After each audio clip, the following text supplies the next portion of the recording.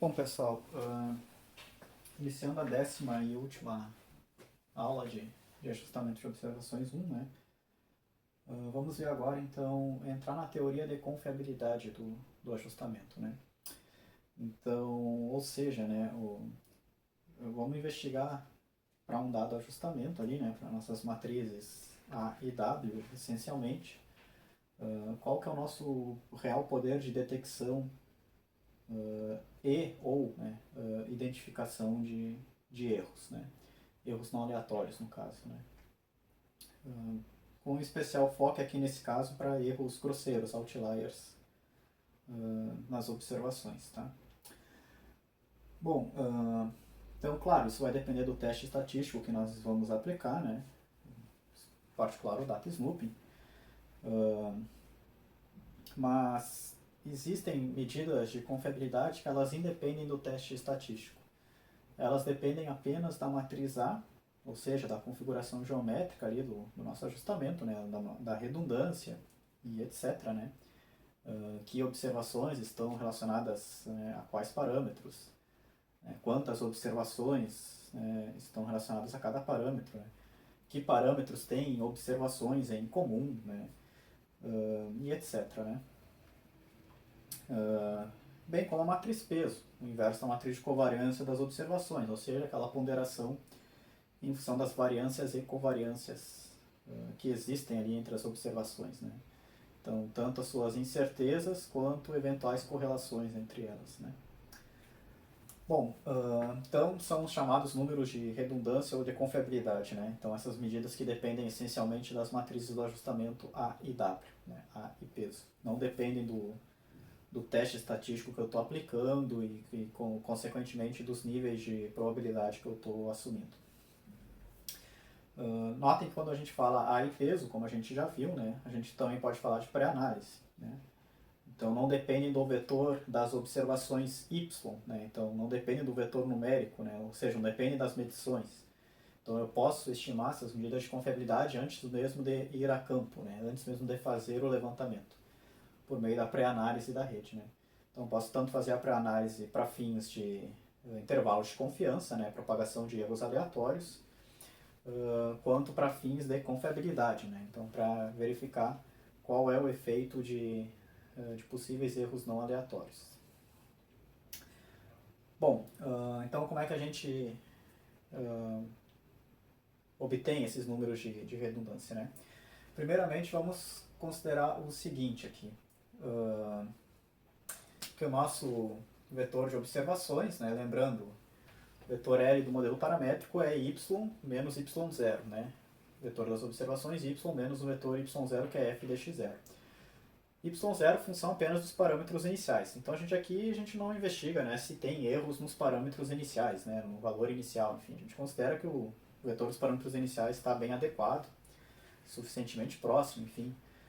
Consequentemente, o problema não está no vetor y0. Né? Então, quando a gente fala em problemas no vetor das observações y, né, num caso geral, linearizado, a gente está falando, consequentemente, em problemas no vetor L, né, no modelo paramétrico, L igual a y menos y0. Bom, enfim, mas num caso geral, então, vamos supor o seguinte, ó, se o nosso vetor das observações L estivesse completamente isento de erros, né, então a gente poderia escrever o seguinte: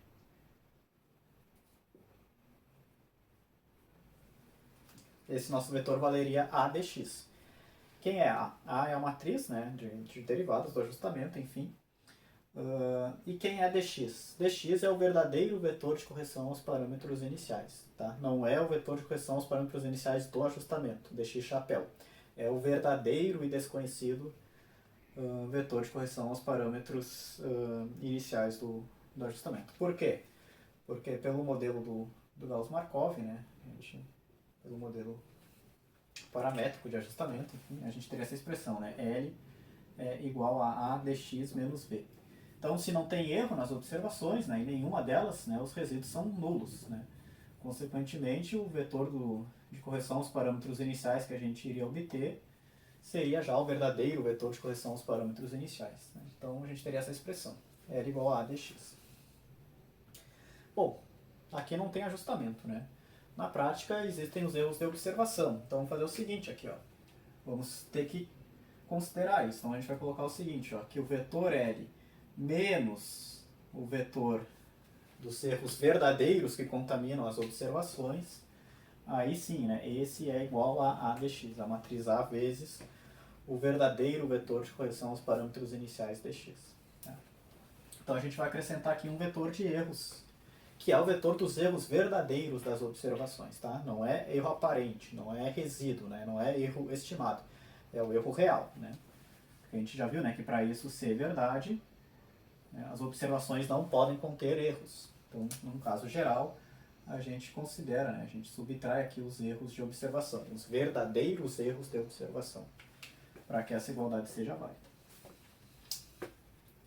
Então, analogamente, né, a gente pode dizer que o nosso vetor L vale A dx mais E, mais o vetor dos erros verdadeiros das observações, os erros reais, né, que são sempre desconhecidos, né, a priori. Então, dimensão aqui, n por 1, né, onde n é o número de medições, né, a dimensão ali do vetor das observações y, consequentemente do vetor L. Bom, aí vamos lembrar então do nosso vetor dos resíduos, pelo modelo paramétrico, modelo de Gauss-Markov. Ele é dado por essa expressão. E vamos jogar, né, essa expressão que a gente achou para o vetor L aqui. Lembrando também, né, que quem que é o nosso dx é o nosso vetor de correção aos parâmetros iniciais no ajustamento pelo modelo paramétrico.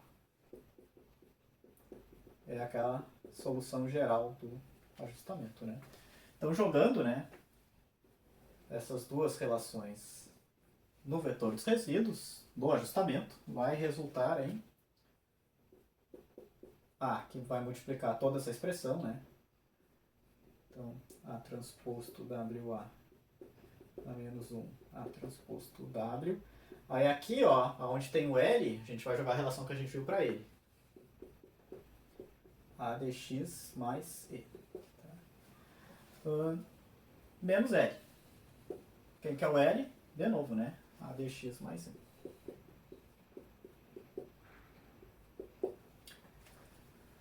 Bom, aqui a gente tem um produto, né? Vamos expandir ele. Então a gente vai ter A, que multiplica, né, A transposto WA a menos 1, A transposto WA dx, mais, e aí repete agora para o E, né, A transposto WA na menos 1, A transposto WE, menos, né, A dx mais E. Bom, vamos ver aqui então, né? Então a gente tem duas expressões, né, em função do dx, e nós temos aqui outras duas expressões em função do vetor dos erros verdadeiros E. Tá? Então vamos agrupar aqui. Aí para essa expressão em função do dx, né, a gente pode considerar o seguinte, ó, A transposto WA na menos 1, A transposto WA. Né? Então vamos simplificar aqui, ó. A gente vai ter A dx, e aqui faltou o sinal negativo, né? Não, tá certo, é só aqui que faltou. A dx menos A dx, né? Então isso aqui vai ser cortado, né? A dx menos A dx. Então, corta, corta. Então vai sobrar para o vetor dos resíduos A transposto WA na menos 1, A transposto WE menos E.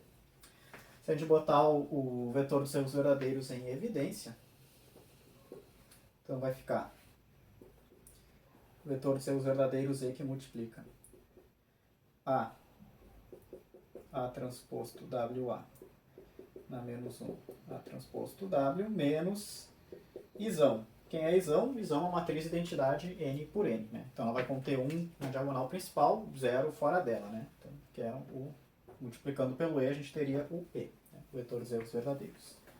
Bom, podemos fazer um truquezinho aqui agora, ó. A gente vai vai trocar esses dois, né? E consequentemente a gente vai trocar o sinal aqui. Então vamos trocar, o sinal vai ficar I, a identidade, menos aquela expressão. A transposto WA. A menos 1, A transposto W. Vezes o vetor dos erros verdadeiros. Aí a gente pode lembrar o seguinte, né? Quem que é essa expressão, né? Ó, vamos pegar a matriz de covariância dos resíduos. Quanto que vale a matriz de covariância dos resíduos? Vale a matriz de covariância das observações originais menos a matriz de covariância das observações ajustadas, né? Revendo lá do modelo paramétrico, né? Então, ela vale menos A transposto WA, a menos 1, A transposto. Ela vale essa expressão. Bom, aí a gente pode ver aqui, ó. Se a gente botar a matriz de covariância das observações, né, em evidência, né, a gente teria que multiplica uma identidade, né, menos A transposto WA a menos 1, A transposto. Aí não aparece a matriz de covariância das observações aqui. Então a gente acabaria multiplicando aqui pela sua inversa. Mas quem que é a inversa da matriz de covariância das observações? É a matriz peso, né? Vamos lembrar. W, matriz peso, é o inverso da matriz de covariância das observações. Tendo um probleminha ali, acabou a bateria, mas enfim. Então a gente consegue chegar nessa relação, né? Para a matriz de covariância dos resíduos. E por que a gente chegou nessa relação? Porque ela é muito parecida com essa daqui, ó, se a gente for olhar. Né? A única diferença aqui, né? Então a gente tem, ó, identidade menos A transposto WA no menos 1, A transposto W. A única diferença é que na matriz de covariância dos resíduos nós temos a matriz de covariância das observações, sigma y multiplicando. Aqui a gente não tem. Bom, mas como é que a gente tira a matriz de covariância das observações da jogada, então, né? Se aqui tem e aqui não tem. Então vamos considerar o seguinte, ó, isso aqui vale a matriz de covariância dos resíduos, né? Então é essa expressão original aqui, né? Só que vezes a matriz de covariância das observações. Se eu quero tirar a matriz de covariância das observações da jogada, eu vou multiplicar pela matriz peso. Por quê? Porque a matriz peso é o inverso da matriz de covariância das observações, né? Vamos lembrar. Então, essa expressão é análoga, né, à matriz de covariância dos resíduos vezes a matriz peso. Tá? Multiplicando pela peso, eu acabaria cortando aqui a matriz de covariância das observações e ia resultar apenas nessa expressão. Tá? Então, esse termo ele também é a chamada matriz R do ajustamento. Né? A gente também já viu isso na dedução ali da propagação de covariâncias do modelo paramétrico. Então, matriz R, toda essa expressão, ou analogamente, né, matriz de covariância dos resíduos vezes a matriz peso. Bom, essa relação é extremamente, vamos assim dizer, né, empolgante. Né? Por quê? Porque se a gente tem o vetor dos resíduos do nosso ajustamento,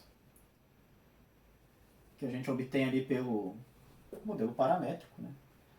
E se a gente tem a matriz R, que depende essencialmente da matriz A e da matriz peso, ou a gente conseguiria obter o verdadeiro vetor dos erros de observação.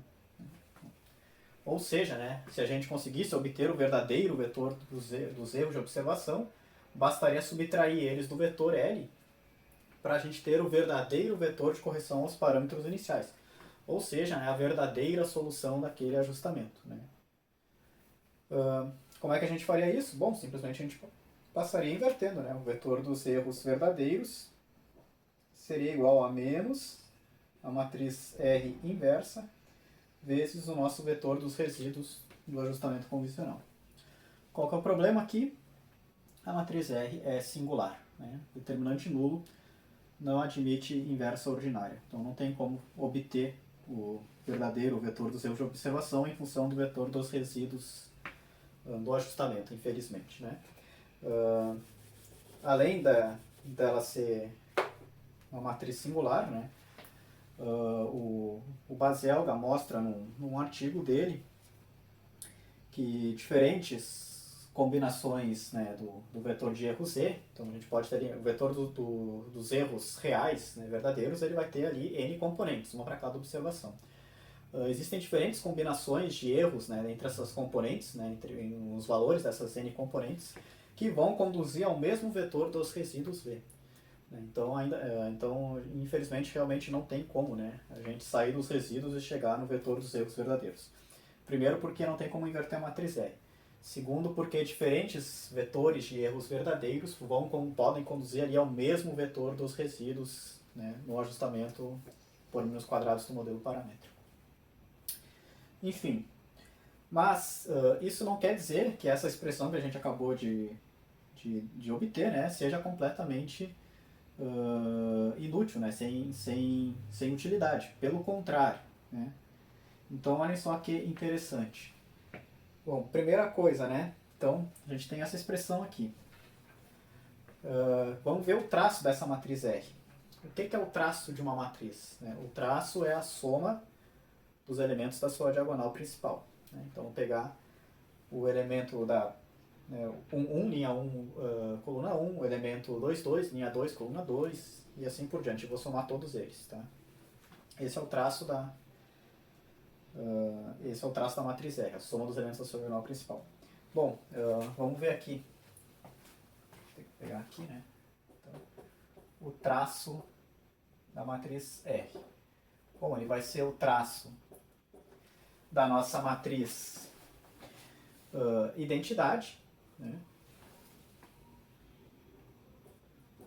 Menos toda essa matriz aqui, né? Para simplificar, pessoal, aqui a nossa análise, vamos chamar isso aqui de uma matriz U, tá? Uzão. Enfim, só para simplificar. Então a gente poderia dizer o seguinte, ó, o traço de R vale o traço da nossa matriz identidade menos o traço dessa nossa matriz U. Bom, quem que é o traço da matriz identidade? N por N. Ela contém 1 na sua diagonal principal, né? Enfim, então se a gente somar todos os elementos da sua diagonal principal, 1 mais 1 mais 1 mais 1, a gente vai obter o valor N, né? Onde N é o número ali, a dimensão da matriz, né? O número de linhas e colunas dela. Então o traço de R vai ser igual ao traço da identidade, N, menos o traço de 1. Aí o traço da matriz U já é um pouquinho mais complicado, tá? Mas, enfim, né? Então o livro do professor Like, por exemplo, né, que eu já recomendei lá para os intervalos de confiança. O livro do professor Guilani também é muito bom nessa parte aqui dos números de redundância, né? Mas, enfim, essa matriz U aqui, ela é idempotente, tá? Ou seja, ela vezes ela mesma dá ela mesma, né? Enfim. E aí, para esses casos onde essa matriz é idempotente, né? O traço dela corresponderia ao ranking apenas desse primeiro termo aqui, tá? Então, o traço de R seria U menos o rank da nossa matriz ali, né? A transposto WA. Bom, como a peso é positiva definida, tudo mais, lá a gente já viu, né, essas propriedades, traço de R vai ser o U menos o rank da matriz A. O que é o rank da matriz? É o número de linhas ou colunas linearmente independentes daquela matriz, né? Quando o sistema está bem condicionado, a gente já viu isso ali na aula de injunções mínimas, etc., né? Então, o rank da matriz A vai ser U. Então, ó, o traço da nossa matriz R vai ser N menos U. Ou seja, né, vamos chamar de Rzinho minúsculo, o número de redundância, de graus de liberdade do ajustamento. Então, olha só que interessante, né? De novo, esse número acaba aparecendo aqui na jogada para nós, né? Então, qual que é a esperança, né, da soma ponderada do quadrado dos resíduos? É N menos U, os graus de liberdade do ajustamento. Qual que é o traço dessa nossa matriz R? É N menos U, os graus de liberdade do ajustamento. Bom, e daí, né? Tá, e daí? E daí que a dimensão E, a matriz R, ela tem dimensão n por n. Então a gente pode interpretar ali como cada elemento da diagonal principal dessa matriz como relativo à respectiva observação, né? Então ali o elemento 1, 1, primeira observação, o elemento 2, 2, segunda observação, o elemento 3, 3, terceira observação, e assim por diante, né? Porque no fundo é isso, né? Matriz de covariância dos resíduos vezes a matriz peso, né? N por N ali, quadrada, enfim. Então cada elemento da diagonal principal corresponde à respectiva observação, tá? Bom, então é o seguinte, ó. A gente pode dizer que cada observação vai conter um chamado número de redundância, RI. Quem que é esse cara? Vai ser o respectivo elemento da diagonal principal, né? Então esse aqui, ó, um vetorzinho canônico unitário daquela observação, transposto, né? Lembra que os vetores canônicos unitários a gente já viu ali da aula do Data Snoop, enfim, né? Vezes a matriz R, vezes o vetorzinho canônico unitário na sua forma original. Então, fazendo essa operação, né, eu vou pegar o elemento ali da... Né, o elemento ali, o iésimo elemento da diagonal principal, né? Se o nosso vetorzinho canônico é da primeira observação, vou pegar o primeiro elemento da diagonal principal. Se é da quinta, o quinto elemento da diagonal principal, e assim por diante, né? Então, cada observação vai ter o seu chamado número de redundância local RI, tá? De tal forma que somatório, né, de igual a 1 até n dos números de redundância das observações, né, vai ser R, que vai ser a n menos u, os graus de liberdade do ajustamento. Então, olha como a gente pode pensar os números de redundância. Olha que interessante isso. O número de redundância de uma observação, RI, ele corresponde à contribuição daquela observação para a redundância total do meu ajustamento. Vamos pensar o seguinte, né? A gente tem n observações, u parâmetros, n menos u graus de liberdade. N menos u, né, é menor do que n. Né? Então, os graus de liberdade são menores que o número de observações totais. Mas a gente pode pensar o seguinte, cada observação vai contribuir um pouquinho para esse n menos u, né, para esse graus de liberdade do ajustamento. Então, qual que é a contribuição de cada observação? É o valor do seu número de redundância local, RI. Então, cada uma delas vai ter ali uma parcela, né, uma contribuição que ela vai dar, somando ali, né, ao número de graus de liberdade total do ajustamento. Bom, e o que são, né, esses números de redundância, né, vamos assim dizer? Vamos pensar o seguinte, para a gente conseguir entender aqui. Vamos supor que não tenha erro nenhum no meu vetor de observações. Só tenha erro em uma única e específica observação YI. Tá?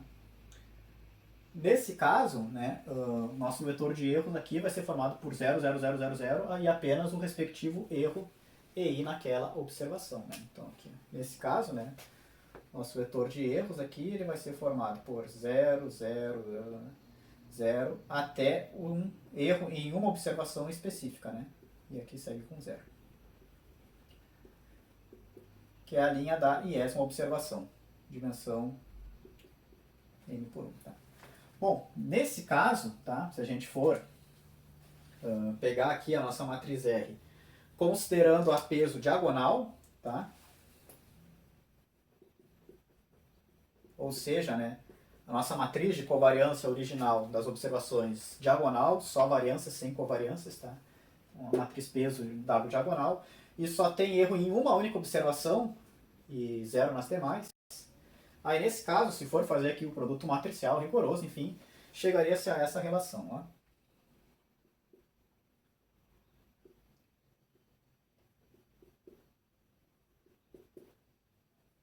Olhem que relação importante essa. O resíduo daquela observação vale o número de redundância RI dessa observação vezes o valor do seu erro. Então, nesses casos, né, W diagonal, os números de redundância se situam entre 0 e 1. Tá? Ou seja, né, em outras palavras, o número de redundância de uma observação vale a fração do erro daquela observação que é refletida no respectivo resíduo dessa observação, quando ela é a única contaminada por erros, tá? Então, por exemplo, se o meu número de redundância é 0,7, significa que 70% do erro dela foi para o resíduo. Se o número de redundância dela é 0,2, significa que 20% do erro dela foi para o resíduo. Ou seja, quanto mais próximo o número de redundância for da unidade, D1, né, maior é o controle, né, maior é a controlabilidade daquela observação. Quanto mais próximo o número de redundância de uma observação for D0, menor é o controle, né, a controlabilidade daquela observação. Né, porque menor é a parcela do erro daquela observação que vai para o seu respectivo resíduo, né, ou vice-versa. Então notem que, embora a gente não consiga obter os erros verdadeiros, né, a gente consegue ter noção de como que está a controlabilidade dessas observações. Tá? Isso só vale, né, quando aquela observação é a única contaminada por erro. No caso geral, todas as observações vão conter erros. Né? Mas, enfim, vamos lembrar que erros aleatórios a média é zero. Né? Então, no geral, né, a gente pode dizer que para cada observação a gente pega o seu número de redundância RI e tem uma noção, né? Com aquele valor a gente tem uma noção de qual que é a parcela de erro, enfim, daquela observação que é devidamente refletida no seu resíduo. Bom, esses casos extremos, R igual a 1 e R igual a 0, né, em geral não vão ocorrer na geodésia, né, no ajustamento de redes. Quando é que a gente teria um número de redundância igual a 1, ou seja, controle total? Bom, se a gente pegar dois pontos de controle com coordenadas conhecidas e medir a distância entre eles. Nesse caso, a gente tem, para essa distância, um RI igual a 1, controle total. Por quê? Porque a gente tem as coordenadas conhecidas. Né? Então, a diferença que deu em relação às coordenadas conhecidas, a gente assume como sendo erro. A gente teria um controle total aqui, um caso completamente hipotético. Né? Inclusive, na prática, o que a gente faz é isso. Né? A gente não tem ali a distância entre pontos de controle, né? Vetores GNSS, a gente, entre duas bases, a gente deleta. Desníveis entre duas RNs conhecidas, a gente também, né, não ignora, não faz esse nivelamento, então assim por diante. Né? E quando é que a gente teria controle nulo? Né, R igual a zero? Bom, também é um caso mais simples aqui, ó. A gente instala num ponto conhecido, dá ré no outro e lança uma irradiação. Né? Então, tanto o azimuth aqui quanto a distância horizontal, né, desse caso, teriam número de redundância nulo. Por quê?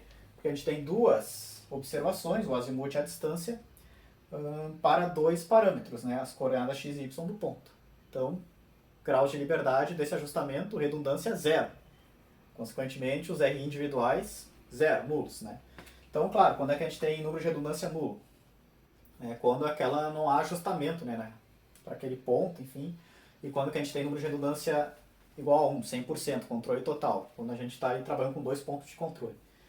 Então, em geral, claro, né, a gente vai, né, no caso de redes geodésicas, enfim, a gente vai evitar essas duas situações e os nossos números de redundância locais das observações vão se situar entre 0 e 1. Tá? Vamos ver um exemplo. Tá? Vamos supor que o nosso verdadeiro valor seja 10. E a gente fez duas medidas. Uma isenta de erros e a outra, vamos supor ali que deu 10,5. Bom, média, né? Então se a gente for lembrar lá, né? Peso diagonal, tá? Então quanto é que vai ser o RI de cada observação aqui? Vão ser iguais, né? Elas são igualmente ponderadas, enfim. Então vai ser a variância do resíduo vezes o inverso da variância da observação original. Né? Quem que é a variância do resíduo? A gente já viu, né? Vale a variância da observação original, que multiplica 1 menos 1 sobre n. Nesse caso, o nosso n é igual a 2. Tá? Bom, essa é a variância do resíduo. Agora, quanto que vale o peso? Vale o inverso da variância original. Então, vai valer aqui, ó. Vezes o peso daquela observação. Então, a gente vai acabar cortando a variância, né? Então, o número de redundância dessas observações vai ser igual a 1 menos 1 meio, 1 meio. Ou seja, metade do erro da observação deve ir para o resíduo dela e a outra metade vai para onde? Bom, se não foi para o resíduo, vai para o parâmetro, né? Vai para o valor da estimativa. Nesse exemplo, quanto é que vai dar a nossa estimativa aqui? Né, a nossa média, 10,3, né? Bom, quanto que foi o resíduo dessa observação? 10,5 menos 10,3 em módulo, né? O resíduo, na verdade aqui a gente vai ter que corrigir ela para menos, né? Ela está com um valor acima da média. Então o resíduo 10,3 menos 10,5 menos 0,2. Ah, desculpa. 10,25 aqui é a nossa estimativa, né? Então aqui vai ficar 10,25, a metade, né? Menos 10,5. Menos 0,25. Opa! Quanto que era o erro total dela? 0,5. Quanto que foi o resíduo? Vamos ver a relação aqui, ó. Menos 0,25. Ou seja, né, o número de redundância 1,5, 0,5, né? Ou 0,5, enfim. Nesse caso foi devidamente atendido, né? Só tinha erro nessa, não tinha erro na outra. E para onde foram os outros 0,25 de erro? Total aqui, né? Foi para o valor da média. Deveria ser 10, foi 10,25. Então, esse foi o controle dessa observação. Agora, é claro, se a primeira observação também contivesse erro, vamos supor, aí sim, né? 10,1 e a segunda deu 10,5, aí tudo bem, né? Aí a nossa nova média seria o 10,3. Tá? Aí quanto é que seria o resíduo de cada observação? Seria 0,2. E quanto que foi para... então 0,2 do erro, né? Qual que é o erro total aqui, né? O verdadeiro valor continua sendo 10, tá? Só para lembrar aqui, né? 10, tá? Então o resíduo de cada observação foi 0,2. E quanto que foi o erro total? Foi o 0,3 restante. Então aqui não foi respeitado metade para o resíduo, metade para o parâmetro. Né? Foi 0,2 para o resíduo e 0,3 para o parâmetro. Né? Ou, a grosso modo, 40% para o resíduo e 60% para o parâmetro. Por quê? Porque as duas têm erro. Tá? Mas no geral, enfim, se a gente fosse fazer simulações, Monte Carlo, milhares de vezes, enfim, a gente ia ver que de fato, né, o resíduo da observação, na média, deve corresponder ao seu número de redundância vezes o respectivo erro, né, que foi gerado, sortido para aquela observação em cada simulação. Tá? Então, os números de redundância, eles nos dão esse controle das observações. Né? Então, quanto mais próximo de 1, melhor controlada é a observação. Quanto mais próximo de 0, menos controlada é aquela observação. E isso é óbvio, né? Tem um grande papel na análise da confiabilidade da rede. Né? Então, em geral, a gente vai querer que as observações tenham um número de redundância elevados. Né? Então, número de redundância depende da matriz R, que depende da matriz A e da matriz peso. Então, ou seja, né, o modelo estocástico, qual observação é mais precisa, qual observação é menos imprecisa, qual observação tem correlação com qual observação, ou não tem. E o modelo funcional, matriz A, né? Então, que observação está relacionada a qual parâmetro? Quais parâmetros estão ali ligados, né, por duas ou mais observações, etc. Então, isso, né, esse tipo de informação que está contido na matriz peso e na matriz A, vai resultar nos números de redundância para as observações, que, claro, em geral vão ser diferentes, né? Cada uma vai ter o seu. E aí a gente pode olhar, com base nesses valores, quais são as observações que são melhores controladas, ou seja, número de redundância mais próximos da unidade, quais observações são pior controladas, né? Ou seja, número de redundância mais próximas de zero. E com isso melhorar a rede, se for o caso. Né? Então, claro, né, se a gente usa isso na pré-análise, a gente já saberia, né, como a gente deveria melhorar nossa rede para ter controle de erros, né? Então, para ter redundância, para ter confiabilidade. E depois de definir uma configuração ótima, né, ou seja, em função da peso e da A, né, configuração geométrica e materiais e métodos, enfim, ali, né, instrumentação, enfim, né, aí fazer o levantamento já, né, sabendo ali, tendo uma margem de segurança para a posterior etapa de controle e identificação de erros. Tá? Bom, Aqui a gente pode pensar, né, nesse caso da matriz W diagonal, né? Deixa eu fazer aqui num cantinho. Uma outra forma de ver esses números de redundância quando a peso é diagonal é a seguinte, vamos lembrar que a variância de uma observação lá do paramétrico, né, vale a variância dessa observação ajustada mais a variância do resíduo dessa observação. Bom, então quando a gente pega a variância de um resíduo, né, quando a peso é diagonal, né, vezes a peso, que é o inverso da sua variância, ó, vamos pegar aqui, ó. Quem que é a variância do resíduo? É a variância da observação original menos a variância da observação ajustada. Então, quando a gente faz o RI igual a variância do resíduo vezes o peso, né, ou seja, o inverso da sua variância, a gente resultaria em variância original, né, menos variância da observação ajustada, vezes, né, 1 sobre a variância da observação original. Então aqui é cortar, né, é ficar 1 menos a variância da observação ajustada dividido pela variância da observação original. Tá? Então uma outra forma de ver os números de redundância, né? Então 1 menos a diferença entre a variância das observações ajustadas dividido pela variância das observações originais. Vou trazer para cá essa expressão. Por que ela é importante? Vou botar aqui, ó. 1 menos a variância das observações ajustadas dividido pela variância das observações originais.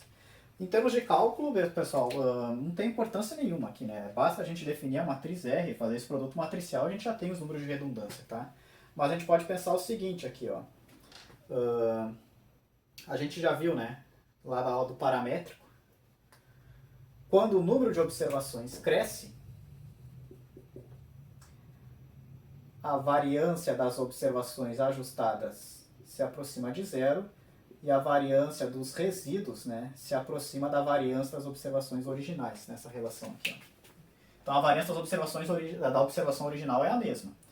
Mas conforme eu vou adicionando mais observações ao modelo, esse termo vai diminuindo e esse termo vai aumentando, né, de tal forma que a soma deles continua igual à variância das observações originais. Ou seja, né, menor vai sendo a minha incerteza nos parâmetros, né, ajustados, e mais o resíduo vai se aproximando, né, a incerteza do resíduo vai se aproximando da incerteza da observação original. Então, em outras palavras, né, se a gente for olhar essa expressão, então esse cara vai indo para zero, para zero, para zero. Ou seja, o número de redundância vai se aproximando de 1. Então, quando o número de observações aumenta, né, quanto mais observações eu tenho, mais os números de redundância se aproximam de 1, da unidade. Isso é uma forma de ver. Outra forma de ver é olhar por aqui, né? A soma deles dá n-1. Então, se eu estou aumentando o número de observações, mas estou mantendo constante o número de parâmetros, né? Então, na média, eu estou aumentando o valor dos números de redundância, né? Porque eu estou aumentando o valor da sua soma. Né? Então, em resumo, quanto mais observações, melhor. Né? Então, uma maneira de eu melhorar os números de redundância, claro, é adicionar mais observações, adicionar mais graus de liberdade para o ajustamento, que eu tendo a melhorar os números de redundância, puxar, né, os números de redundância individuais das observações para cima, né, das observações que já estavam na rede, né, mas eu tendo a puxar eles para cima, maior vai sendo o meu controle de erros. Também faria sentido, né, pessoal? Vamos pensar aqui, a gente tem um ponto a determinar vindo por um RN, vindo por 2, vindo por 3, vindo por 4, enfim, né, claro. Quanto mais observações aqui, maior vai ser o meu controle de erros, né, para as observações já existentes, né. Enfim, então, essa é uma outra forma de dispensar os números de redundância. Tá? E aí, notem, tem uma relação muito legal que a gente pode tirar disso. Bom, quanto vale o número de redundância individual de cada observação? Bom, tem que calcular aqui, né? Tem que ver do ajustamento ali da minha A, da minha W e fazer um produto matricial.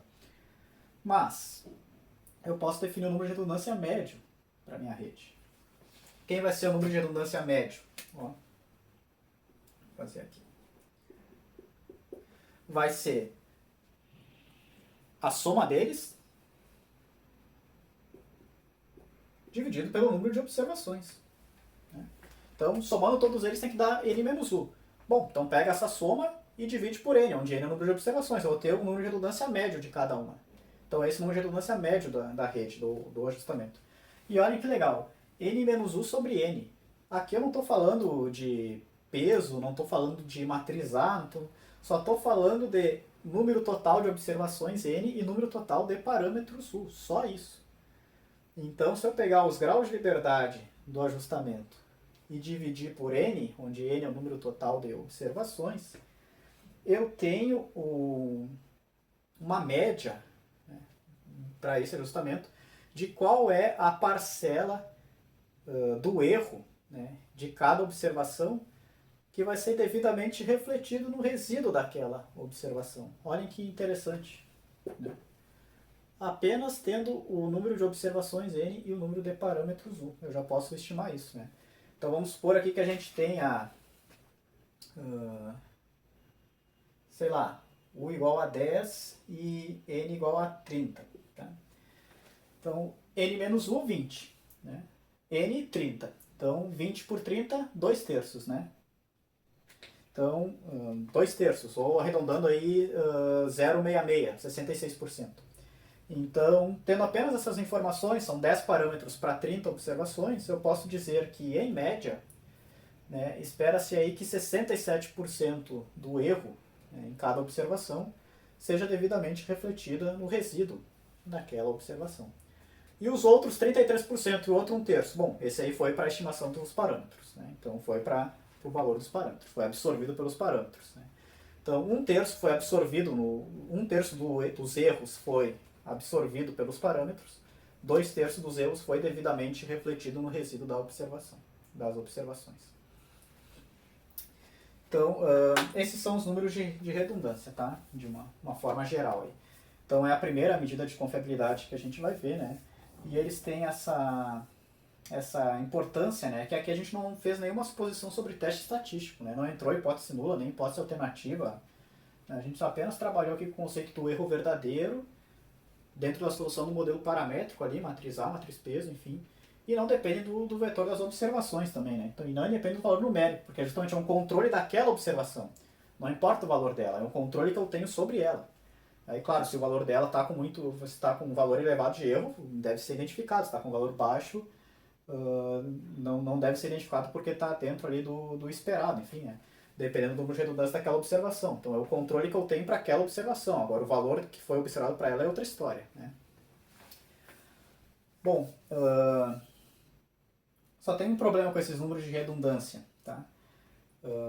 Essa relação aqui, né, que eles se situam entre 0 e 1, ela só é válida quando a peso é diagonal, quando não há covariância entre as observações. Se a matriz peso for não diagonal, que ocorre, por exemplo, no GNSS, né, existem covariâncias entre as observações, e entre vários outros casos aí, né, que a gente já viu exemplos, aí esses números de redundância podem ser negativos ou podem ser maiores do que 1. Tá? Aí já começa a perder esse sentido que a gente está vendo, né, da fração que é refletida no respectivo erro, né? Porque a gente pode ter ali um valor negativo e pode ter um valor maior do que 1, né? Então, uma porcentagem negativa, uma porcentagem acima de 100%, por exemplo, né? Então, eles perdem esse sentido, tá? Então, aí a gente vai ver, depois que eu apagar aqui o quadro, né? Aí entram os números de confiabilidade, que foram propostos depois. Só para contar as historinhas, né? Esses números de redundância já estão lá no trabalho original do Barda, né? Em 68. Onde foi apresentado o Global Datus Nupen, ele também já comenta das medidas de confiabilidade como os números de redundância. E aí esses números de confiabilidade vieram depois. Né? Então, quando pesquisadores começaram a ver esse problema para observações correlacionadas, como no caso de GNSS, aí foi expandido aqui, né? Esses números de redundância para os chamados números de confiabilidade, válidos para observações correlacionadas também.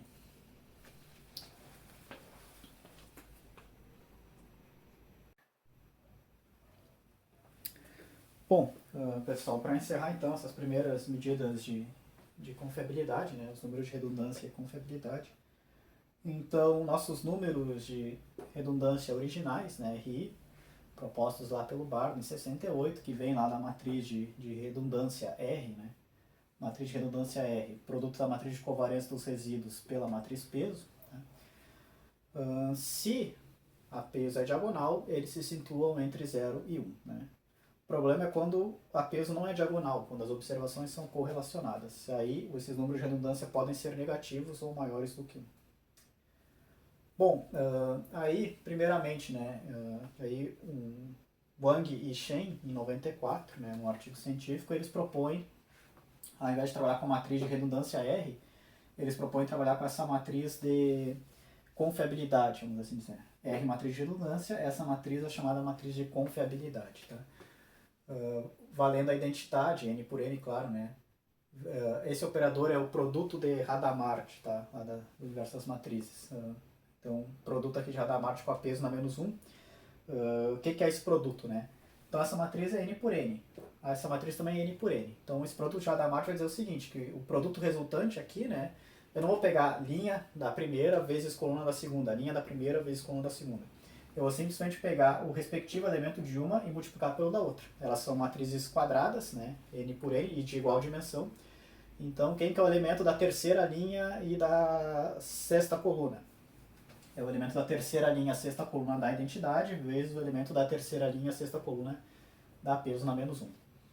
Peso na menos 1, né? Matriz de covariância das observações. Enfim. Então, aqui, para essa matriz de confiabilidade, né, nós teríamos chamados números de confiabilidade, RI barra. Tá?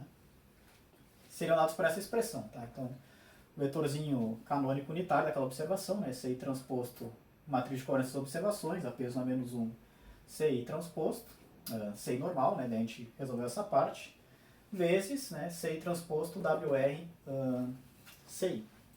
Tá? Então, esses números de confiabilidade propostos pelo Wang e pelo Shen, né, RI barra, eles contornam um problema, que é o número negativo. Então, eles são menores ou iguais a zero. Tá? Então, a gente resolveu metade do problema. Porém, eles ainda podem exceder a unidade. Tá? Então, eles têm esse limite superior aqui, né? Que vale basicamente aqui, né, só tirando a R da jogada aqui. Né? Então, CI transposto covariância das observações CI transposto a peso vezes o CI. Então, eventualmente, eles podem exceder a unidade aí. Né? Então, continua sendo um problema. A gente resolveu parcialmente o problema dos números de redundância para observações correlacionadas. Aí o Schafrin, em 97, né, num artigo lá no Journal of Survey Engineering, um artigo bem clássico, né, bem citado nessa área, aí ele propõe essa matriz de confiabilidade generalizada, né, que ele chama, que é muito parecida com a do Wang e Shen, né? Só que aqui a gente faz o produto do Hadamard da identidade com a peso e só depois a gente faria na menos 1, né? Faria a inversa, vezes WR depois, né? Então a gente teria os chamados números de confiabilidade normalizados, tá? RI duas barras. E aí, primeiro a gente resolveria aqui, né? Então, CI transposto WCI na menos 1, depois a gente resolveria aqui, né? CI transposto WRCI. Aí fazendo essa operação, aí a gente garante que nossos números de confiabilidade normalizados vão se situar entre 0 e 1. Então voltaram a ser normalizados ali, né? Entre 0 e 1. Claro, quando a W é diagonal, né? Então o número de redundância de uma observação vai ser igual ao seu número de confiabilidade, que vai ser igual ao seu número de confiabilidade normalizado, né? E vai se situar ali entre 0 e 1, né? Enfim. Então, esses números aqui eles são úteis para quando a peso não é diagonal, né? Então, tem covariâncias nos dados, especialmente no caso do GNSS, né? Nivelamento, estação total, enfim, né? Onde são assumidas ali que não há correlações entre as observações, aí dá para usar os números de redundância originais na matriz de redundância do Barbara sem problemas, tá? Bom, e aí tem um problema aqui, que é o seguinte, né? Se a gente for ordenar as observações em termos de número de confiabilidade, número de redundância, número de confiabilidade normalizado, né? O Schafrin já mostrou isso no seu artigo, né? A gente vai ordenar elas de modos diferentes, né? Cada critério aqui vai resultar num ranqueamento diferente. Se a gente for ordenar as observações do menor número ao maior número, seja redundância, confiabilidade normalizado, para cada uma das três a gente vai ter ranqueamentos distintos ali. A ordem, né, de controlabilidade das observações, por assim dizer, vai mudar se a gente está analisando o número de redundância, confiabilidade ou confiabilidade normalizado. W para W não diagonal, né? Sempre enfatizando isso.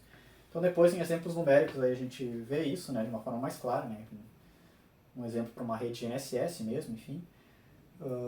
Mas esses seriam então os números de redundância e confiabilidade do ajustamento, né? RI, número de redundância, RI barra, número de confiabilidade, RI duas barras, número de confiabilidade normalizado, né? Matriz peso diagonal, número de redundância, vai dar igual aos anteriores. Matriz peso não diagonal, ou número de confiabilidade, ou número de confiabilidade normalizado, né? E, de forma geral, é isso que eles indicam, né? Qual que é a controlabilidade do erro daquela observação. Menor o RI, menor a controlabilidade. Maior o RI, maior a controlabilidade a erros naquela observação. Então a gente pode ranquear elas, né? Das observações mais controláveis às menos controláveis, enfim. E pode já utilizar na pré-análise, né? Para já garantir que todas elas ali vão ter um RI maior ou igual a tanto, por exemplo. A gente poderia definir um valor mínimo, que eu não quero uma controlabilidade menor que 1/3. Então já calculo os RI do planejamento em função da A e da peso e vejo se todas as observações ali estão com RI, né, nessa etapa de pré-análise, né, menor ou igual a 1/3. Tá? Se não estão, a rede deve ser melhorada. Né? Então, semelhante ali a pré-análise para intervalo de confiança, enfim, né, a propagação de erros aleatórios, a gente também pode fazer uma pré-análise aqui para a confiabilidade da rede. Tá?